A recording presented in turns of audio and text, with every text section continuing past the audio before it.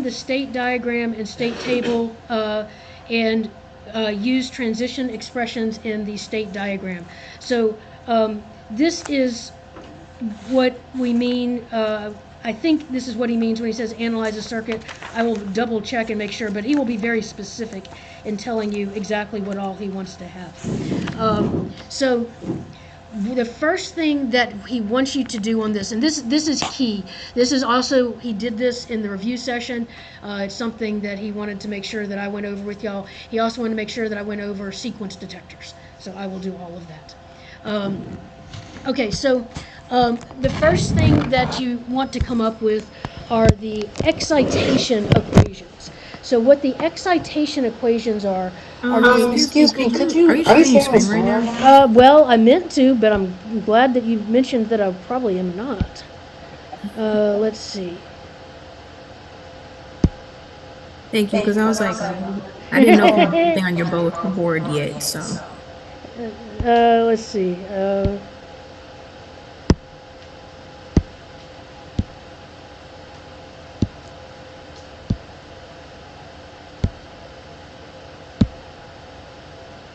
Good now? Yeah, yeah, thank thank you. you. Okay, good. All right. Okay, so the first thing that you're supposed to come up with are the excitation equations. So the excitation equations, what he means by that are what is the input going into the flip-flops. Okay, so those are the excitation equations. If most of the time when you build a sequential circuit, you use D flip-flops. D flip-flops are the easiest ones to use. It's the most straightforward because your what comes in is what comes out, and the reason that you're using the flip-flop at all, if you know the output is the same as the input, the reason for using it is because what you're using it for is the when part, the timing. I just started this one, so this is problem 1 on homework 6. And so what you're using the flip-flop for is to say, I want you to do this on the clock edge. So that's what the flip-flop is being used for. So we'll label each of these. These are D0, Q0, Q1, Q2, Q3. So this can also be D0, D1, D2, D3. And we want to see what our excitation equations are. Well, these are usually pretty easy if you're given a circuit. You just are going to look and see, okay, well, what does D0 equal? Well, I've got an exclusive OR. So I've got an exclusive OR. And the things coming into that exclusive OR are the enable. I'll just call that EN and Q0.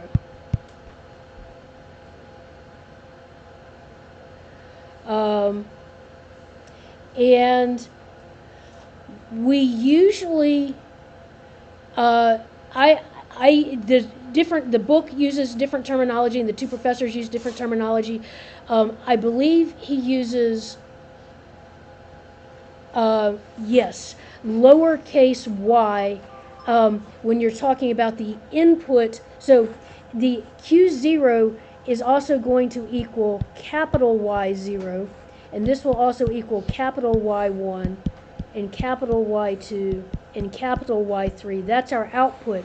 But when we're looking at it as an input, this is going to be lowercase y0 and lowercase y1, lowercase y2, and lowercase y3. Are you just making up a Y? Making it up? Yeah, just like using it. It's the letter that he tends to use. So yes. Yes, I'm making it up, but no, not entirely, because it's what when we do our state table, usually our next state is in terms of variables called y. So I have a question as yes, well. yes. Would you could interpret it as like Y prime or like Y star as like the Ab- next state?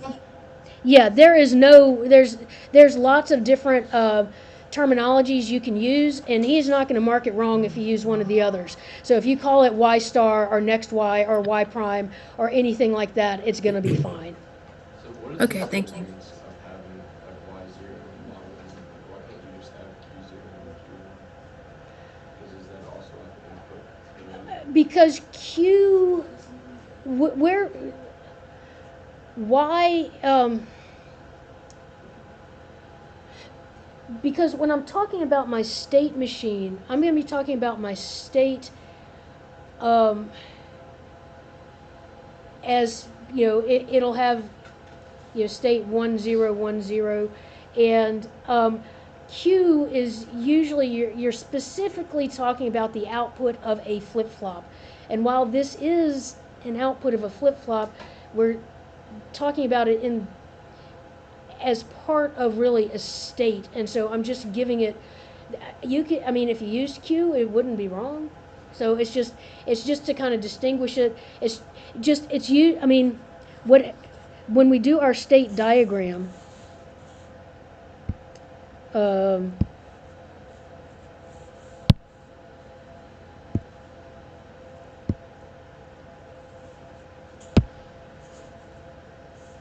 I don't want that.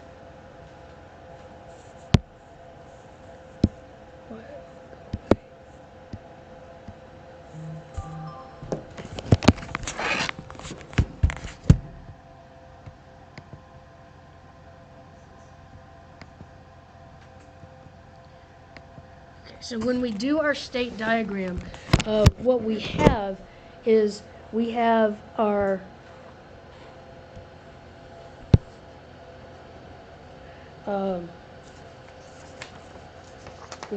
present state,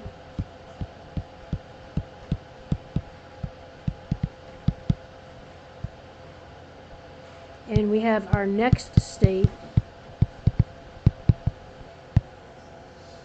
And usually for our next state, we'll have more than one possibility depending on our input, whatever our input is, W equals 0, W equals 1, for instance. And we'll have our output, and our output might be mealy, it might be more, depending. And when we list these things, we can give them names just like A, B, C, D, but we also are going to refer to them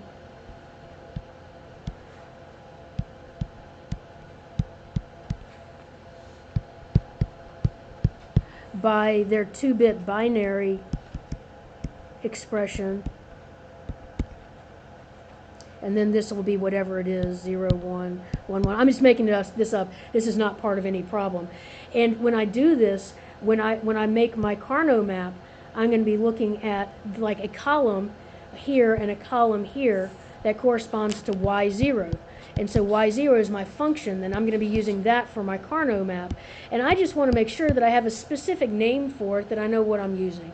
And it's just, typically, we have little Y0 over here and big Y over here.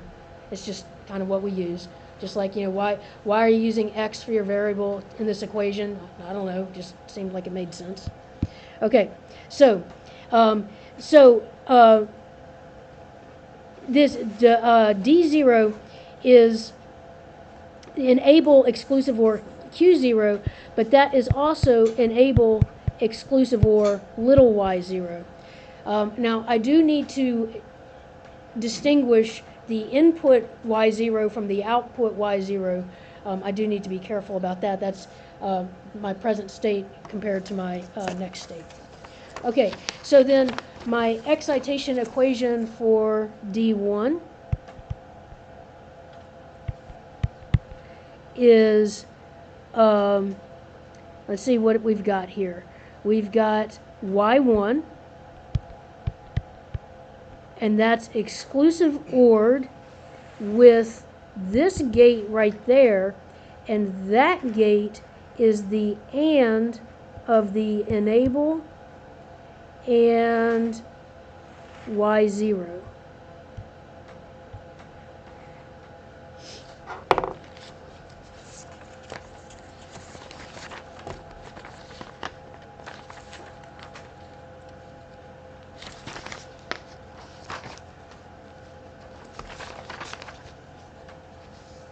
So this is Y1 exclusive OR enable and Y0.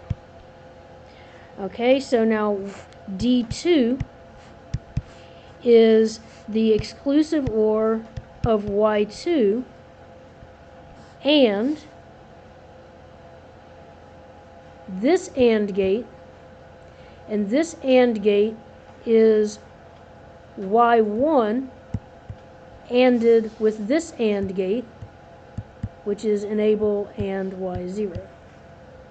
So this one is enable and Y0 and Y1. And is commutative and associative, so it doesn't matter what order I do them. And then D3 is Y3 exclusive OR, and now you can probably figure out what this next one is going to be. It'll be enable ANDed with this gate, which is the AND of Y2 and the gate that comes before it, so that's Y0 and Y1 and Y2.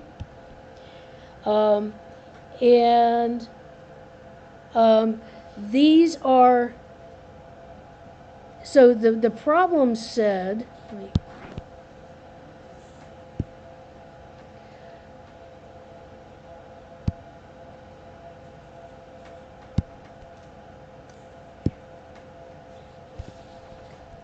the problem said to write the excitation and state transition equations. Now, because this is important, because it might not be like this on the test. This is what it usually is like when you're doing your own designing. But on the test, it might not. These are D flip-flops, and so our transition equations are the same as our state excitation equations. So I'll say because these are D flip-flops,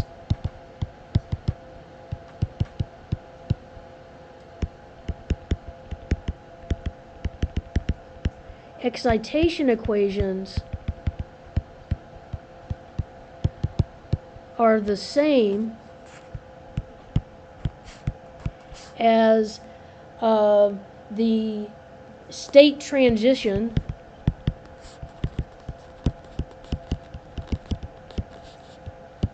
or next state equations.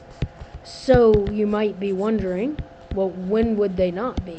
And I don't think I'm going to tell you. I will. Okay, let's see. State diagram and state table. Okay, so all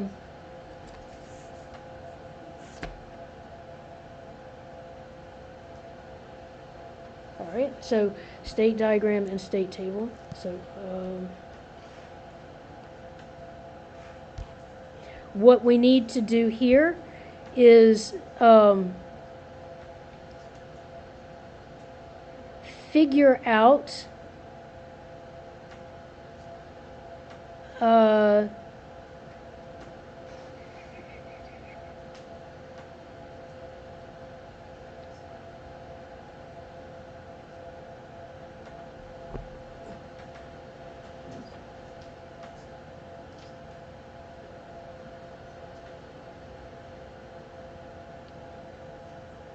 this one is just a counter. So I'm not this one. Okay, so it has the notes at the start of this set of problems. This one is kind of long, but I think we should do some of it anyway.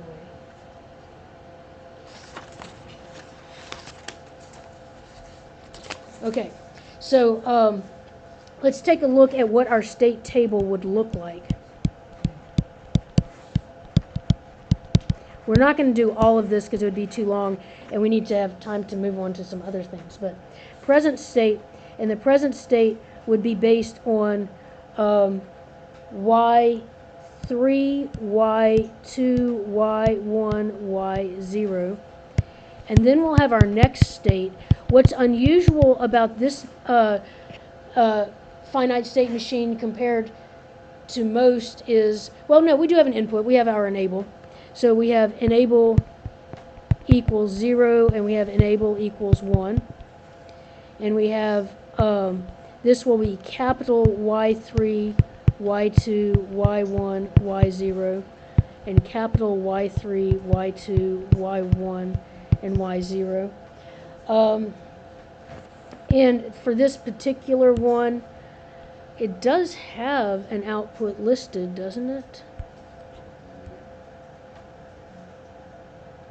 It has a Z.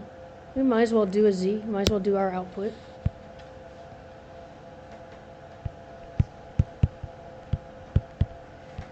Now, notice the output.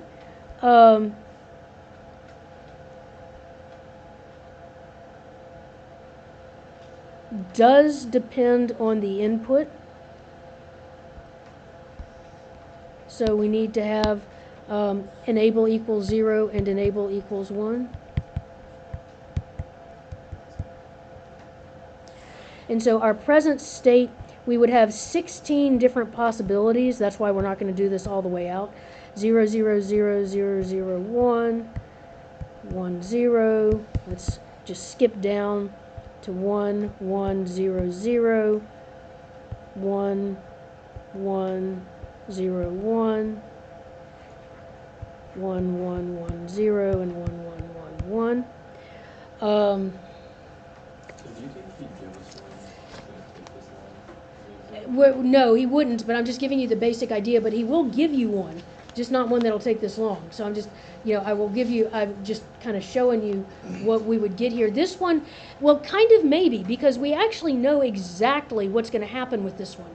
This one doesn't require us to do any analyzing. This is, you are told this is a 4-bit counter. What should the next state be? It should count if it is enabled, right? So if enable is 0, the next state should be 0, 0, 0, 0. If it's not enabled, I'm sorry, if enable equals 0. If it is enabled, then our next state should be 0, 0, 0, 1. And so in this instance, kind of, sort of, maybe, yeah, because you should know how the counter works. I mean, if you're told that it's a counter, then the next thing that should come up should be the next number. And if it is not enabled, it shouldn't do anything.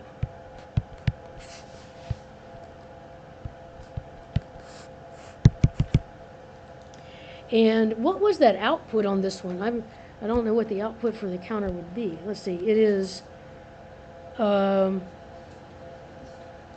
it's the and of all of this stuff. I'm actually not going to analyze that.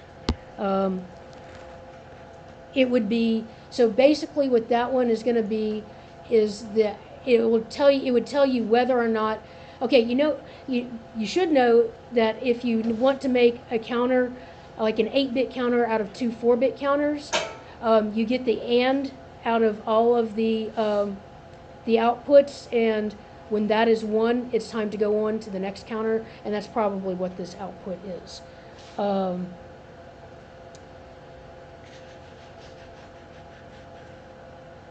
The output here is going to be, my guess, would be 0 for all of these until you get down to here, and then it would be 1. Because it is the and of y0, y1, y2, and y3. So only when all of those are 1 would you get z equaling to 1, because it's the and of all of them. Okay, so this particular example didn't do we didn't do the work for analyzing it because we knew what it was. So what we're going to do next is we're going to take a look at one. We didn't do the state diagram for this one either, but again, it's a counter, so you know what it's going to do. It's going to go from 0, 0, 0 to 0, 0, 0, 1, and this is going to be when enable is 1, and it'll stay where it is when enable is 0.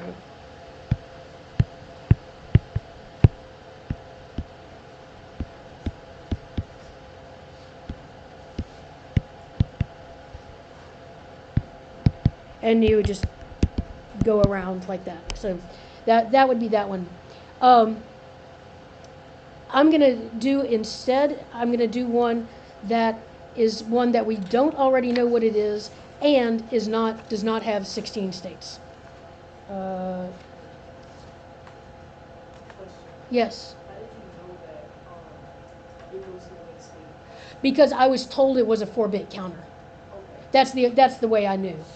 okay. Yeah, and the only reason that I gave that away was because I didn't want to do the work to analyze this counter because there was so much going on with it. I want to do a simpler one that'll be more like what you would have on the test. But it is possible that you would be given, you know, that information like that, and that you would need to know how it worked. So let me get one that, and I will get one that doesn't use D flip-flops, so we can see how to do one that does not use D flip-flops.